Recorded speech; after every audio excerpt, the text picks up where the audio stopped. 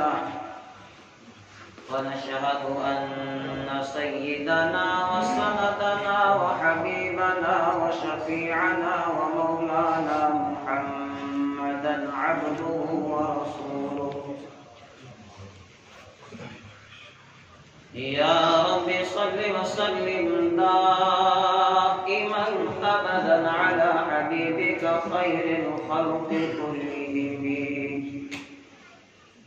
يا رب صل وسلم دائما أبدا على حبيبك خير الخلق كلهم يا رب صل وسلم دائما أبدا على حبيبك خير الخلق كلهم أما بعد قال الله تبارك وتعالى في القرآن المجيد أعوذ بالله من الشيطان الرجيم بسم الله الرحمن الرحيم يا أيها الذين آمنوا قوا أنفسكم وأهليكم نارا وقودها الناس والحجارة عليها ملائكة غلاظ شداد لا يعصون الله ما أمرهم وهم يفعلون ما يؤمرون صدق الله العظيم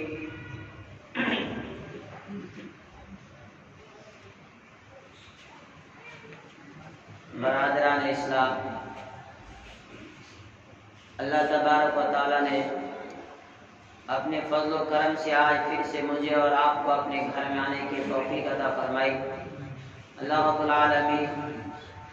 میرا اور آپ کا آنا قبول فرمائے اور ہمارے لیے نجات کا ذریعہ بنائے۔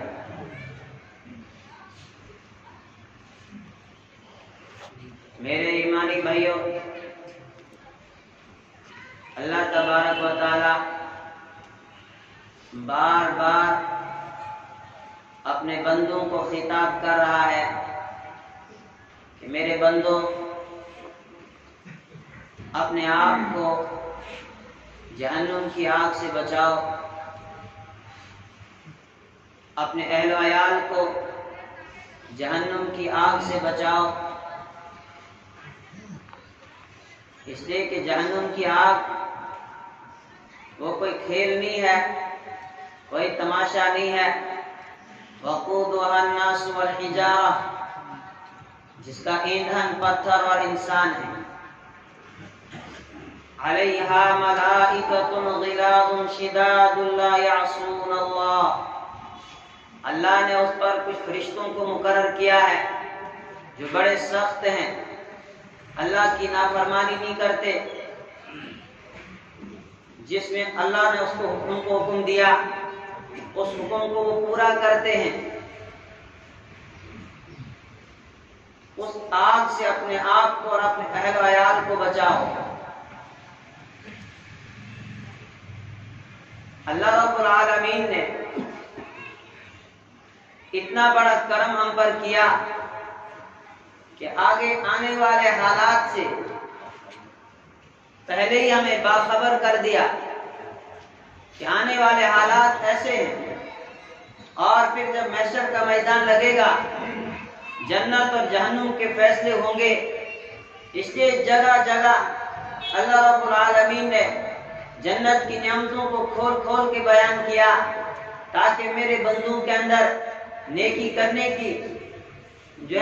ان کے اندر نیکی کرنے کی ترغیب پیدا ہو جائے، وہ ان کے اندر نیکی کرنے کا شوق اور جذبہ پیدا ہو جائے۔ اور جہاں پھر جہنم کا تذکرہ کیا، وہاں جہنم کے تمام چیزوں کو کھول کھول کر بیان کیا تاکہ لوگ گناہوں سے اپنے آپ کو بچائیں، نافرمانیوں سے اپنے آپ کو بچائیں اور اپنے رب کو منانے کی فکر کریں۔ لیکن آج ہم دنیا میں اتنے مست ہو گئے کہ ہم اپنے اصلی مقصد کو بھول گئے، اپنے خالق کو بھول گئے، اپنے مالک کو بھول گئے۔ اور پروردگار نے قرآن پاک میں اس چیز سے پہلے آگاہ کر دیا تھا، یا ایھا الذین آمنوا لا تلھکم اموالکم ولا اولادکم عن ذکر اللہ۔ او ایمان والو، لا تلھکم اموالکم، تم کو غافل نہ کر دے، تم کو ہلاک نہ کر دے تمہارا مال۔ لا تلھکم اموالکم ولا اولادکم، تمہاری اولاد تمہیں غافل نہ کر دے، عن ذکر اللہ، اللہ کی یاد سے، اللہ کے ذکر سے تمہیں کہیں تمہاری اولاد اور تمہارا مال غافل نہ کر دے۔ وَمَن يَفْعَلْ ذَلِكَ، فرمایا جو کوئی ایسا کرے گا، فَأُولَٰئِكَ هُمُ الْخَاسِرُونَ، فرمایا وہ بڑے گھاٹے میں ہے، وہ بڑے نقصان میں ہے۔ انما اموالکم اولادکم فتنہ، اور لوگو تمہارا مال اور تمہاری اولاد تمہارے لیے آزمائش ہے۔ کہیں تم اللہ سے غافل نہ ہو جانا، مال کی محبت میں آ کر، اولاد کی محبت میں آ کر۔ اور یہی وہ دو چیزیں ہیں جس نے آج انسان کو اس کے رب سے غافل کر دیا ہے۔ انسان اولاد کی محبت میں آ کر مال کمانے لگ جاتا ہے، اور پھر نہ حلال کی تمیز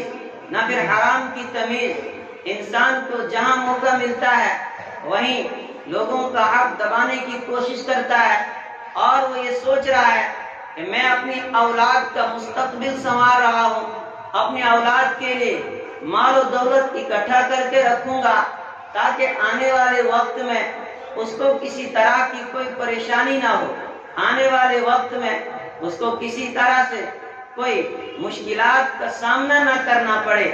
اور پھر وہ حلال اور حرام اور ان تمام چیزوں کو بھول جاتا ہے، بلکہ شریعت کی مقرر کردہ حدود کو پار کر جاتا ہے، اور پھر اس کا نتیجہ اس کے سامنے آتا ہے، اپنی زندگی کے اندر ہی دیکھتا ہے کہ جس اولاد کے خاطر اس نے سارے کام کیے ہوتے ہیں، نہ حلال دیکھا ہوتا ہے نہ حرام دیکھا ہوتا ہے، پھر وہی اولاد جب باپ کے اس کمائی ہوئی دولت کے اوپر عیاشیاں کرتی ہے، باپ کی اس کمائی ہوئی دولت کو فضول اڑا دیتی ہے، اور پھر کن کن برائیوں کے اندر مبتلا ہو جاتی ہیں، اور پھر کس کس طرح کے نشے ہیں جن کے اندر پھر وہ اولاد مبتلا ہو جاتی ہے، اور پھر ماں باپ سر پکڑ کر رونے لگ جاتے ہیں کہ پیروں فقیروں کے پیچھے دوڑتے ہیں کہ بچہ بگڑ گیا، نافرمان ہو گیا، بات مانتا نہیں، اور کوئی تعویذ لاؤ۔ پھر تعویذ کیا اثر کرے گا جہاں آپ نے اس کی پیٹ میں جو غذا پہنچائی ہے، آپ نے جب کبھی وہ فکر ہی نہیں کی کیا میری اولاد کی پیٹ میں جانے والا لقمہ حلال کا ہے یا حرام کا ہے، جب اس چیز کو ہم نے کبھی سمجھا ہی نہیں، اور پھر ہم سر پکڑ کے روتے رہتے ہیں، اور پھر اس سے کیا فائدہ کہ جب ہم نے خود اپنی اولاد کو تباہی کی طرف دھکیل دیا، جب ہم نے ان کو خود آگ کی کھائی میں گرا دیا، جب ہم نے ان کے مستقبل کا سوچا ہی نہیں، ہم نے یہ سوچا کہ ان کے لیے مال و دولت کا اکٹھا کرنا یہ ان کا مستقبل تھا، حالانکہ مستقبل یہ نہیں تھا، ان کا مستقبل تھا کہ آپ اپنی اولاد کو صحیح تربیت دیتے،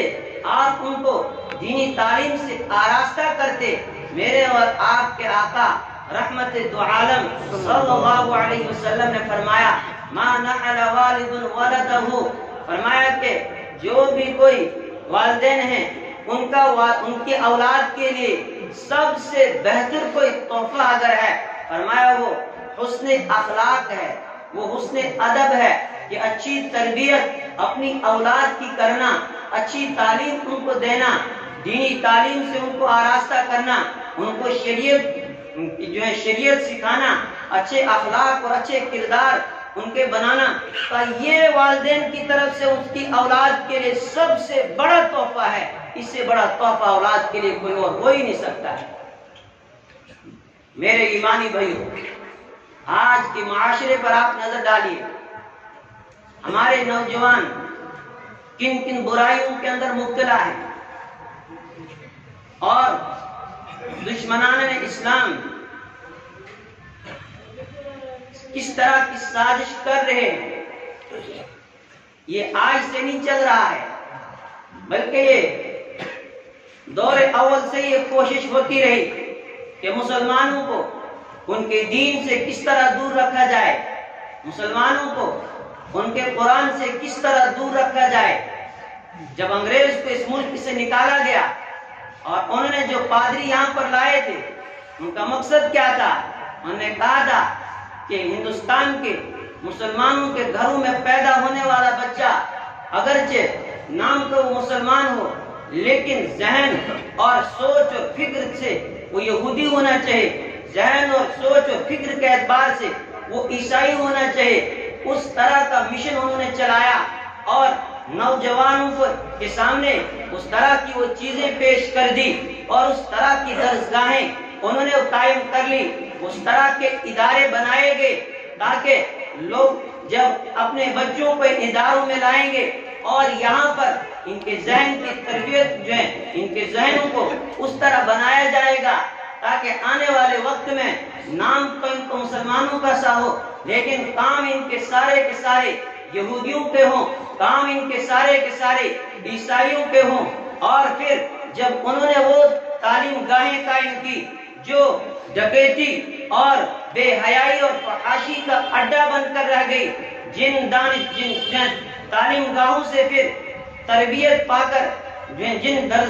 تعلیم گاہوں سے جن لوگوں نے تربیت پائی اور پھر وہ لوگ آنے والے وقت میں ڈاکو بن گئے، وہ لوگ لٹیرے بن گئے، وہ لوگ چور بن گئے اور وہ لوگ فحاشیت اور قریانت کو پھیلانے والے بن گئے۔ وہ کس طرح؟ آپ یہ کہیں گے کہ ڈکیتی ڈالنے والے رات کو نکلتے ہیں، ڈکیتی ڈال دی، کسی کی دکان کو لوٹ لیا، کسی کے مکان کو لوٹ لیا، اس کو تو ہم نے ڈاکو نام رکھ دیا۔ لیکن انہی تعلیم گاہوں سے جب وہ لوگ نکلے جو اپنے عہدے کی کرسی کے اوپر بیٹھ کر غریبوں کا خون چوسنے لگ گئے، جب ان کا مال ہڑپنے لگ گئے، سب سے بڑے ڈاکو تو یہ بن گئے۔ اب انہوں نے ہتھیار کے زور سے کسی کا مال لیا، رات کو جا کر کسی کو گن کر دباؤ بنا کر اس کا مال لوٹ لیا، لیکن یہ تو بڑے عزت کے ساتھ، بڑے دبدبے کے ساتھ اپنے عہدے کی کرسی پر بیٹھا اور اس نے پھر غریب کا خون بھی چوسا۔ اس نے پھر یہ نہیں دیکھا کہ یہ حلال ہے، یہ حرام ہے، اور ان تمام باتوں کو جب یہ بھول گیا، اس نے غریب کا خون پسینہ چوس چوس کے نکالا، وہ اپنی اولاد کے پیٹ میں ڈالا اور پھر اولاد بھی کن کن خرافات کے اندر مبتلا ہو گئی۔ وہ آج ہم سب کے سامنے آج نوجوان طبقہ کیوں تباہی کی طرف جا رہا ہے، کیوں برائیوں کی طرف جا رہا ہے؟ اس میں ایک بنیادی وجہ یہ ہے کہ آج ہم اپنی اولاد کو حلال غذا نہیں کھلا رہے ہیں، کہیں نہ کہیں وہ غذا مشتبہ ہوتی ہے جس کی وجہ سے پھر وہ اولاد ہمارے لیے وبال جان بن جاتی ہے۔ میرے ایمانی بھائیوں، اس وقت نشے کا کس طرح زور ہے، لوگ کن کن نشوں میں مبتلا ہو گئے ہیں اور اس نشے کے جو نتائج نکل رہے ہیں، کس کس طرح کے جرم اور جرائم پھر انجام دیے جا رہے ہیں۔ آپ روز ٹی ویوں میں دیکھتے ہیں، اخبارات میں دیکھتے ہیں کہ جب آدمی ان برائیوں کے اندر پڑ جاتا ہے اور اس میں مبتلا ہو جاتا ہے اور پھر یہی کچھ ہوتا ہے اور پھر جرائم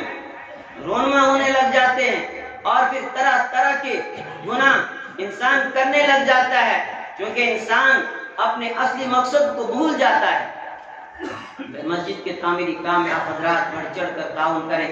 آپ حضرات کے تعاون کی اشد ضرورت ہے، جبکہ میرے اور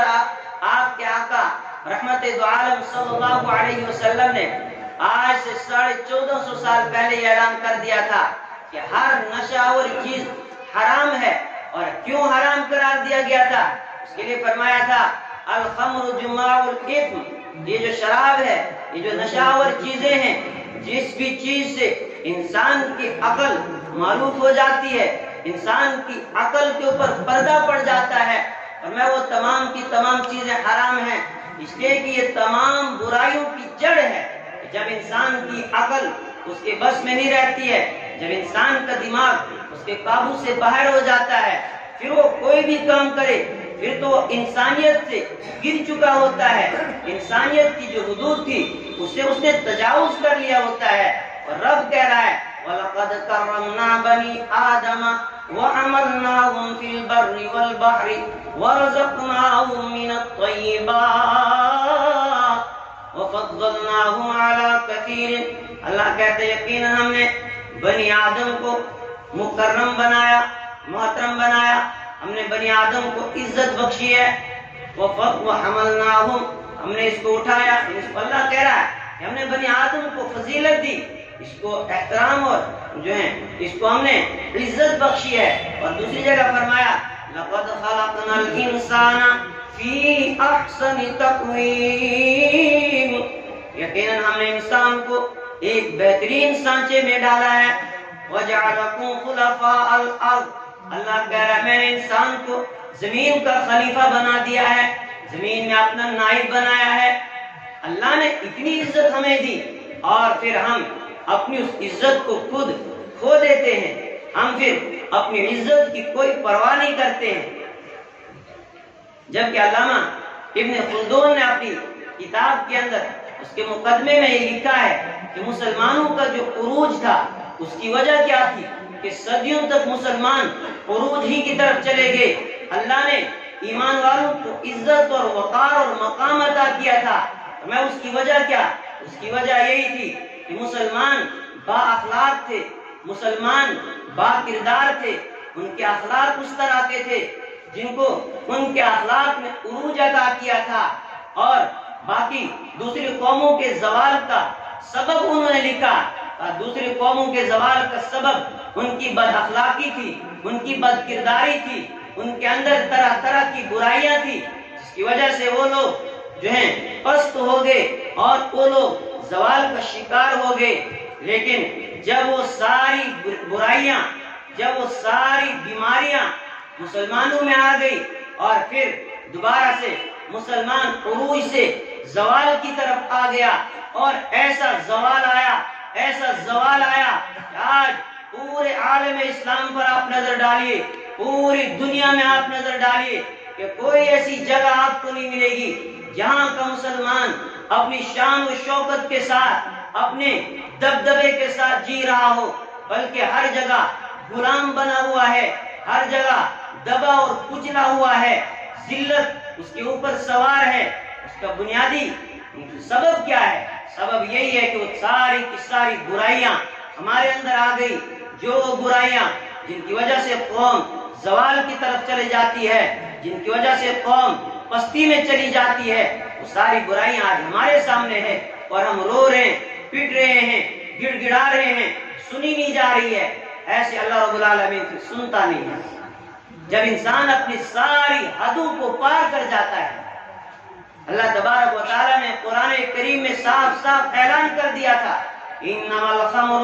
والمیسر والانصاب والازلام رجس من عمل الشیطان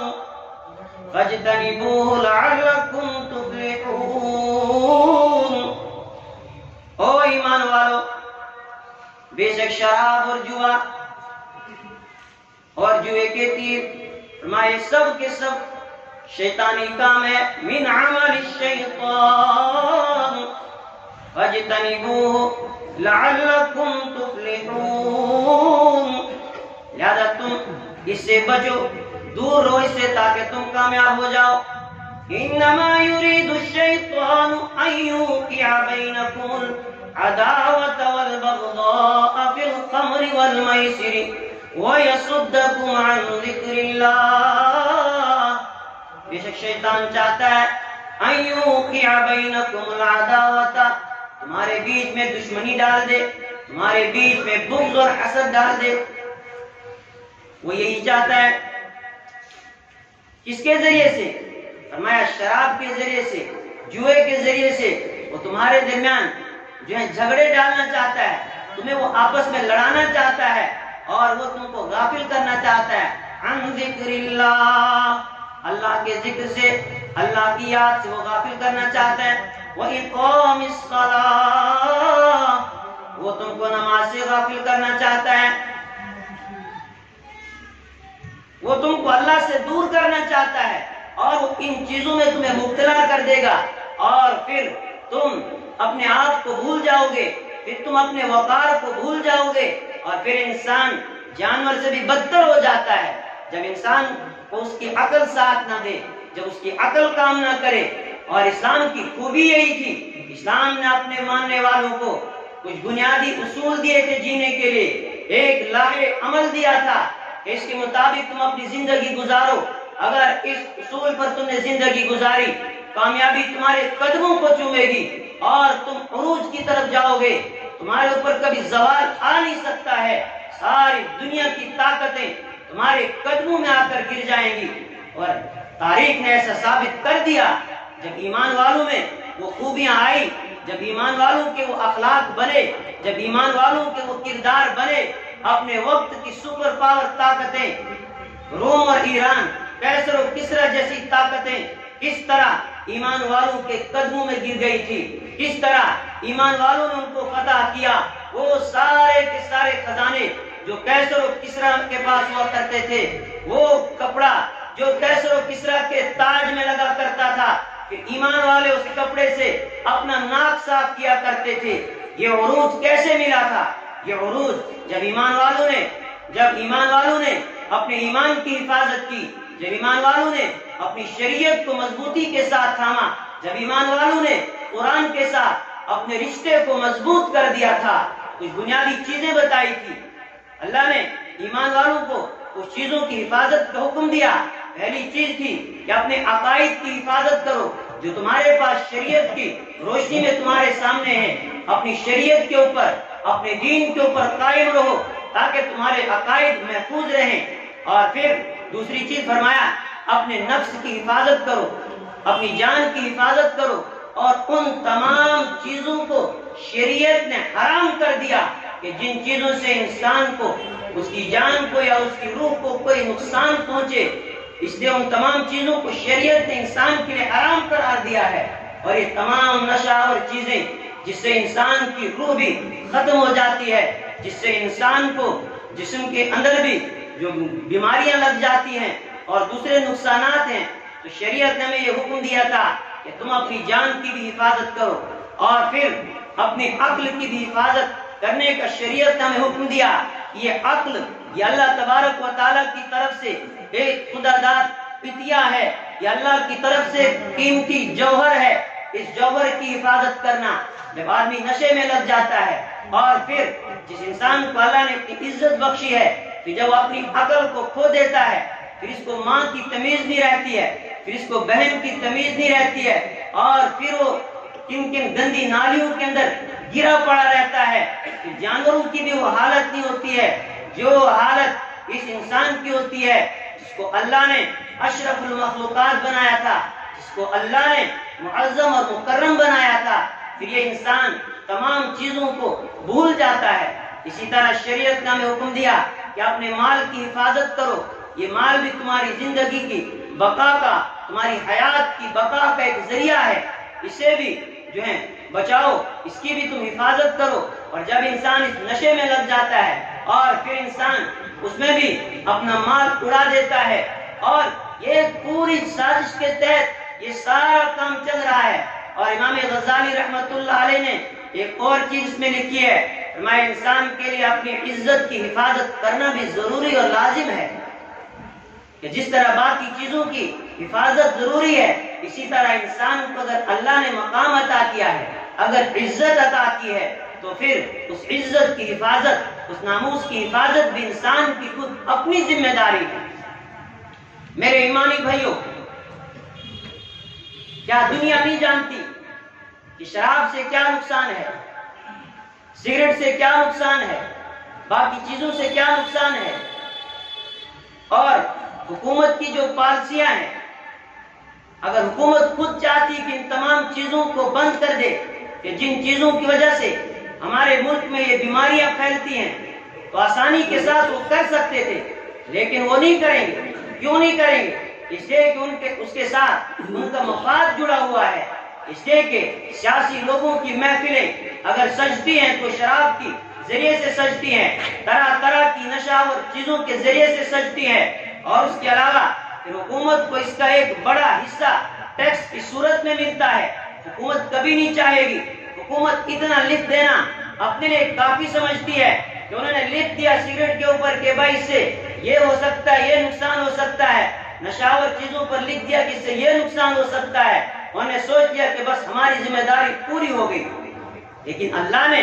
ہم سب کو عقل دی تھی. اللہ نے ہمیں اتنا قیمتی جوہر دیا تھا، ہم نے اس قیمتی جوہر کو استعمال ہی نہیں کیا. ہم نے اپنی عقل سے کام ہی نہیں لیا کہ وہ چیز جس سے ہماری روح کو نقصان پہنچتا ہے، وہ چیز جس سے ہمارے جسم کو نقصان پہنچتا ہے، اس کو ہم کیوں قریب لائیں، اس کو ہم کیوں استعمال کریں.